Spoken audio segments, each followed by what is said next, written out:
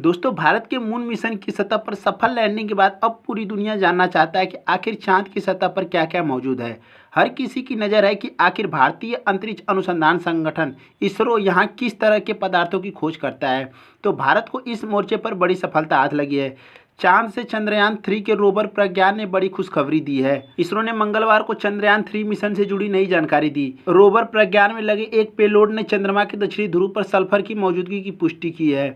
इसके साथ ही ऑक्सीजन की मौजूदगी का भी पता चला है। अब चांद की सतह पर हाइड्रोजन की तलाश जारी है। इसरो ने ट्वीट करके बताया कि वहां लगातार वैज्ञानिक प्रयोग चल रहे हैं और इसी कड़ी में रोवर प्रज्ञान ने बड़ी खोज की है। इसरो ने ट्विटर यानी एक्स पर पोस्ट किया, रोवर पर लगा उपकरण LIBS पहली बार इन सीटू माप के माध्यम से दक्षिणी ध्रुव के पास चंद्र सतह में सल्फर की उपस्थिति की स्पष्ट रूप से पुष्टि करता है, जैसा कि अपेक्षित था। इसरो ने अपने पोस्ट में आगे बताया कि फिलहाल चांद की सतह पर हाइड्रोजन की खोज जारी है। इसरो ने इस संबंध में अपने वेबसाइट पर बताया कि LIBS स्पष्ट इन सीटू मेजरमेंट्स के माध्यम से चांद की सतह पर सल्फर की उपस्थिति की पुष्टि करता है। सल्फर की मौजूदगी की पुष्टि कुछ ऐसा है जो ऑर्बिटर पर लगे उपकरणों पेलोड से पता लगाना संभव नहीं था। इसरो ने एक ग्राफ के माध्यम से चांद की सतह पर मिले तत्वों के बारे में बताया है। इसरो के मुताबिक चंद्र सतह पर aluminium, sulphur, calcium, iron, chromium और टाइटेनियम की मौजूदगी का पता चला है। आगे के मेजरमेंट से मैग्नीज, सिलिकॉन, ऑक्सीजन की उपस्थिति का भी पता चला है। मालूम हो कि वैश्विक अंतरिक्ष प्रौद्योगिकी विशेषज्ञ और निवेशक कैंडेट जॉनसन ने शनिवार को कहा था कि चंद्रयान-3 के प्रज्ञान रोवर से यह दिखाने की उम्मीद है कि